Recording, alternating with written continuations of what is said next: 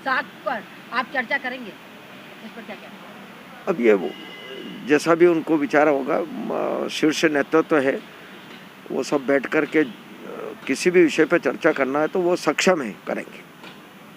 जैसा कि कमलनाथ जी ने एक अभद्र टिप्पणी की महिला को लेकर, मगर उसके बाद बीजेपी के कई लोगों ने भी अभद्र टिप्पणी की, उसके बाद इस पर कोई कार्रवाई नहीं, इसका विरोध क्यों नहीं हुआ?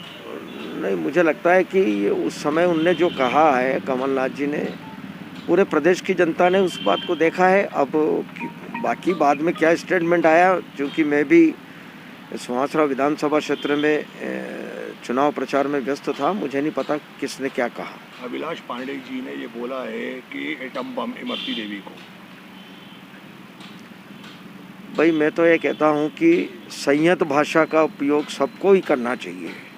राजनीतिक क्षेत्र में, सार्वजनिक क्षेत्र में इस प्रकार की कोई भी व्यक्ति हो, मैं किसी की व्यक्तिगत नहीं कह रहा हूँ, लेकिन फिर भी संयत रहना चाहिए। क्या बीजेपी उनके खिलाफ कोई कार्रवाई करेगी? अब ये शीर्ष नेतृत्व का अधिकार क्षेत्र का मामला है, उनके पास सारी जानकारी जाती है और वो बैठ कर के निर्णय लेने में सक्षम है। आरिफ मकसूद के कॉलेज पर कार्रवाई की जा रही है, क्या करेंगे? जो कानून अपना काम करेगा, और करना भी चाहिए, कानून को अपना काम करना ही चाहिए। दिग्विजय सिंह 28 के 28 सीट जीतने का दावा कर रहे हैं। ये गलतफहमी है, उनको बहुत गलतफहमी है।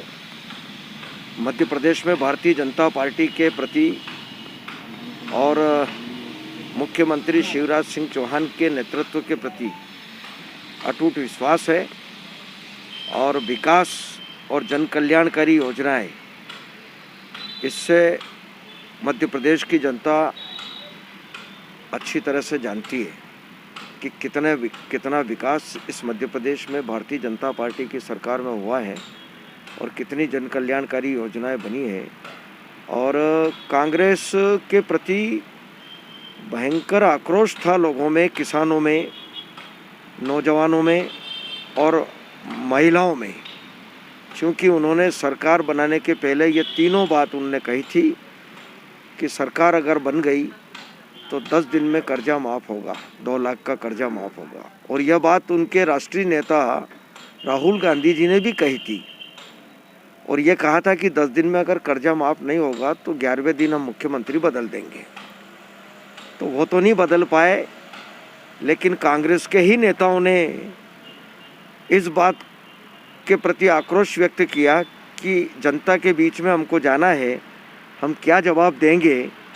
इस बात को लेकर के ज्योतिरादित्य सिंधिया जी, राष्ट्रीय नेता कांग्रेस के थे, उन्होंने कमलनाथ जी को बहुत आग्रह किया कि भाई हम भी आपके साथ में घूमे हैं इन वादों को लेकर के, और वादे आप पूरे नहीं कर रहे हैं, जनता हमसे पूछ रही है, आप कर रहे हो तो ठीक, नहीं कर रहे हो तो फिर हम जनता के साथ उतरेंगे सड़क पर।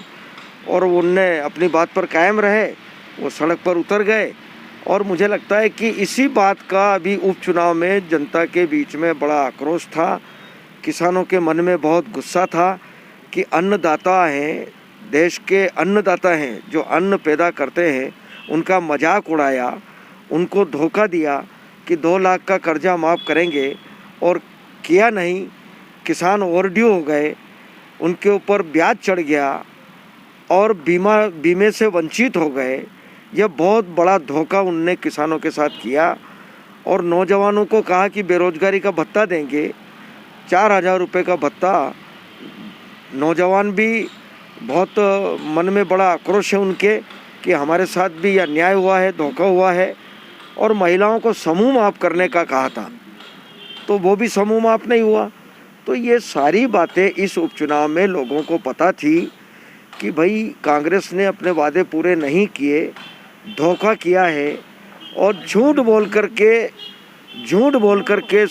बोल करके सरकार बनाई। इसलिए इस मध्य प्रदेश में जितने भी उपचुनाव हैं, वहाँ रिजल्ट भारतीय जनता पार्टी के पक्ष में आएगा, और मुझे तो लगता है कि सारी सीटों पर भारतीय जनता पार्टी जीतेगी।